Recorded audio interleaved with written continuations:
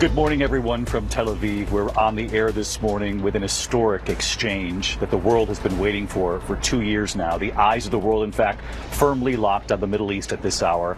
At this moment, the first of the remaining 48 hostages, 20 of whom are believed to still be alive, are now being released by Hamas. It's our belief at this hour that 7 of the hostages are now in transit, en route. No confirmation that they are back in Israel yet, but it's believed that this operation is now, in fact, underway.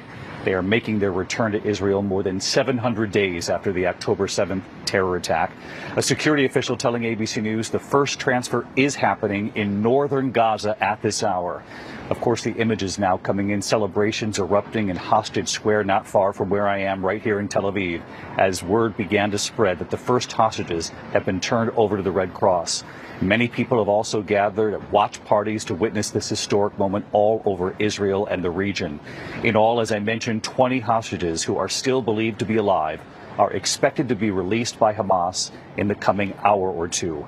28 others are presumed dead. This, of course, goes without saying. It's a very delicate process. We've been told the hostages are being released from 3 locations. Red Cross convoys taking them from Gaza back into Israel this morning here in the Middle East. They will be taking them to one of the 3 hospitals prepared, their families waiting, medical teams standing by. Hospital rooms are ready. Among the hostages believed to have died are the last remaining female hostage and last Americans, Omer Nutra and Itai Hen. Some hostage remains are expected to be returned at a later time. Some of them could be coming back today. President Trump, of course, previously saying that the bodies are being, quote, unearthed. I spoke with his son here in Hostage Square in the last 24 hours with a photo of his father, 84 years old. His parents were both taken hostage. Only his mother returned, and now his only hope is that the remains of his father will come home too. The long-awaited release of the hostages and the ceasefire agreement between Israel and Hamas igniting a wide range of emotional reactions. For the families of the hostages, this has been an excruciating time, 2 years in the making. I want to go down to Hostage Square. Our chief foreign correspondent, Ian Pannell. And Ian, we've been watching these images come in, people erupting there in the square at the news that this is now underway. Yeah, I mean, the atmosphere here, David, is electric. The sun has just started to rise. It's early morning in Israel. And people hope that their long-living 2-year nightmare is actually coming to an end. There's a big screen here. They've read out the names of 7 hostages they believe are in this first tranche. They've been handed over to the Red Cross, the Red Crescent, and then will be handed over to the IDF. We're still waiting to hear from the IDF. It's hard to overstate what this has meant to every single Israeli, not just the families, but every single person here.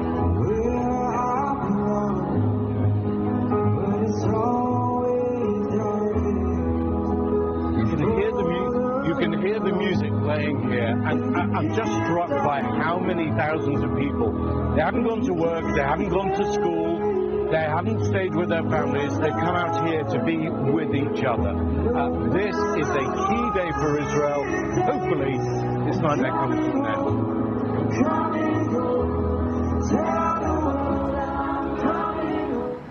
Our chief foreign correspondent, Ian Pannell, there in Hostage Square here in Tel Aviv, and you can see the sea of people who have gathered. Typically, they gather in huge rallies every Saturday evening here in Tel Aviv, though in recent days, since the announcement of this ceasefire, they have been in that square waiting for the release, supporting the families. In fact, just hours ago, we walked through Hostage Square. Everywhere you look, reminders of the hostages taken captive by Hamas. For the crowds there, this, of course, this moment is what they've been hoping for. A young American from Los Angeles telling me he was here when news of the ceasefire broke in recent days, and he told me he had to stay here to see the return of these hostages. Our chief White House correspondent, Mary Bruce, also with me here in Tel Aviv. Mary, we know the president on his way this morning. He'll come here to Israel first. And David, I am sure that the president is watching all of this extremely closely. It has been 736 agonizing days for these families, for the world, waiting for this very moment, for these remaining hostages to be released. President Trump, of course, it is a huge moment for him as well. He helped to broker this deal. He is coming here where he is going to greet and spend some time with the families of the hostages, who we know that he has also been speaking with throughout this process. Then he will be addressing visiting the Knesset, the Israeli parliament. He's only here for a couple of hours before then heading to Egypt, where he will meet with the Egyptian President el-Sisi and also 20 other world leaders to try and begin to talk about what comes next. But today, right now, in this moment this morning, is all about these families and the hostages being returned. A momentous, huge moment, highly emotional, and the president, I'm sure, watching this closely on Air Force One, David. Mary, we know the president expected to come here to Israel to speak to the Israeli parliament, Knesset, and of course, after that, he'll travel to Egypt, where he'll meet with world leaders to sign this deal into place. But Mary, he declared on Air Force One on the way here that this is the end of the war, though you and I both know what comes next will also be very difficult to navigate. Yeah, the president has been quite stern in that when speaking with reporters earlier this morning aboard Air Force One, saying bluntly, the war is over, the war is over. And of course, that is the hope. And while, as the president has said, this is a momentous breakthrough, and obviously the ceasefire that everyone had been hoping for, there is still a lot of work to do here and a lot of huge questions. Tremendous sticking points remain. Chiefly, will Hamas disarm, making sure that Israel does not resume its campaign once the hostages are returned, and how to govern Gaza going forward. All of these are things that need to be worked out. But the president, as he gets ready to take something of a victory lap, as he is expecting to be greeted as a peacemaker here in Israel today, is adamant that this is going to hold. And that is what he said to reporters. He said this is going to hold. He said he has gotten a lot of verbal guarantees from both sides. And interestingly, the president said, I don't think they are going to want to disappoint me, underscoring the vital role that he played and that he feels he played in this.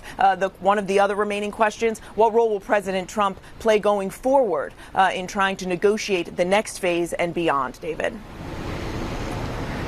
And Mary, President Trump fully aware of the support he has on the ground here from the families and from the supporters of the families here. When I walked through Hostage Square, many of them told me they wanted to thank President Trump because, in their words, they believe it was his pressure on Prime Minister Benjamin Netanyahu to finally come to the table on this ceasefire.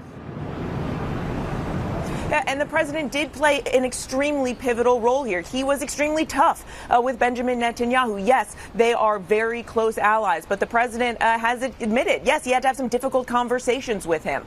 He really turned up the pressure in the last several weeks, also taking steps to show Hamas that he had credibility, that he could be trusted in these negotiations as well. And David, you saw that over the weekend in that rally that was held here, where the president's negotiators, chief negotiators, his Middle East envoy, Steve Witkoff, his son-in-law, Jared Kushner, who helped negotiate this deal, when they were speaking to the crowd, to the families of hostages and so many supporters, there was a huge cheer and applause when he mentioned President Trump and the work that he had done.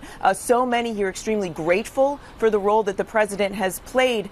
Interestingly, we also saw that crowd booing for Israeli Prime Minister Netanyahu, who has really faced a lot of pushback for the way that he has conducted this war. The president, though, this morning is defending Netanyahu, saying that he is the right guy at the right time and saying he did a great job. David.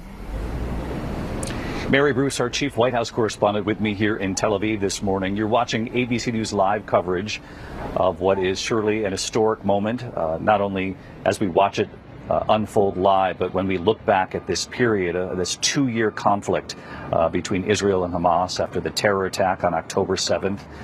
You're looking at pictures from Hostage Square here this morning, people standing vigil where they've been in that square for the better part of these 2 years with massive rallies and a giant clock when you walk through that square that counts every hour, every minute that goes by without the hostages back here in Israel. You're watching our coverage this morning of the hostages, the 20 remaining hostages that the U.S. believes are still alive, beginning their voyage home. We believe the process, the transfer has begun. No confirmation yet from the Israelis that they have any of their loved ones back in Israel as of yet. And as I mentioned, the beginning of this process in northern Israel, from Hamas to the Red Cross, from the Red Cross then to the Israeli military. We know this morning that 3 hospitals are standing ready doctors, nurses, the teams, and the families at those hospitals also waiting for their first glimpse of their loved ones. Of course, we should also mention, since the ceasefire, there's been a steady stream of Palestinians making their return to their bombed-out homes in Gaza. Hundreds of thousands of people, many returning by foot. Not much remains of the lives they were forced to leave behind. The Hamas-run Gaza Health Ministry estimates that more than 67,000 people died in Gaza during this two-year war. As Mary mentioned at this hour, President Trump is on his way to the region. He's expected to meet with the hostage families and then to address the Israeli parliament later today. He'll then travel to Egypt, meeting with world leaders for a Middle East peace summit there. Expected to sign this ceasefire with the world watching. And our chief international correspondent, James Longman, is in Egypt this morning. And James, President Trump fully aware of the symbolism of this moment on the world stage with world leaders. He says he is the one, along with his envoy, his son-in-law, Jared Kushner, who was able to bring Israeli leaders together with Arab leaders throughout the region to make this happen. Question, David. Today will be an absolutely momentous day. And in many ways, what happens after this hostage release, after the Palestinian prisoner release, will be much more difficult. This is an issue that has plagued this region for 70 plus years, and you could say much, much longer than that. Donald Trump has said that as much as that. And if you look at what's going to happen later today, it'll be the job of these leaders to get together to discuss his 20-point plan.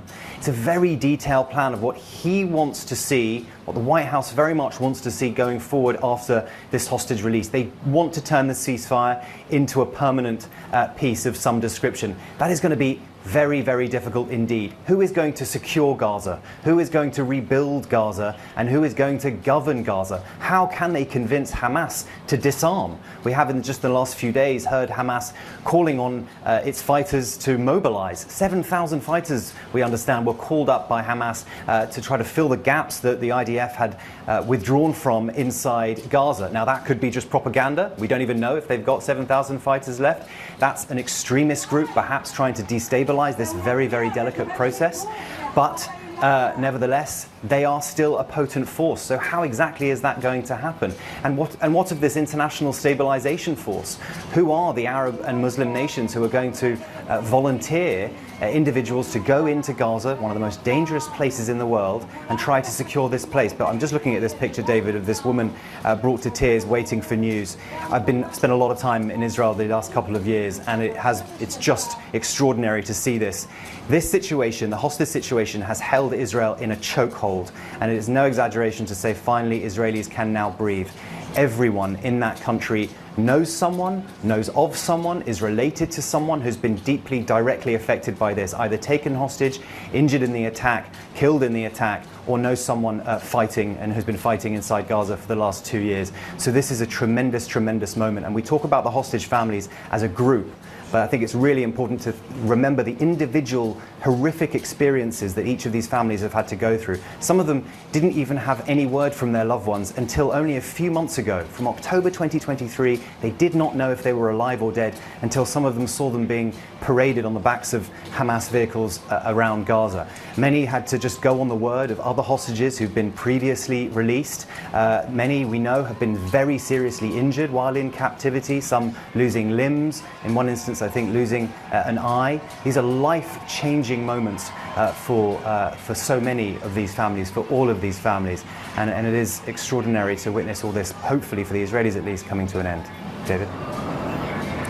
James Longman witnessing this unfold right here with us. James is in Egypt. James, stay with us here. You heard James point out that striking image on the screen, a woman holding her face in her hands as the tears streamed down her face.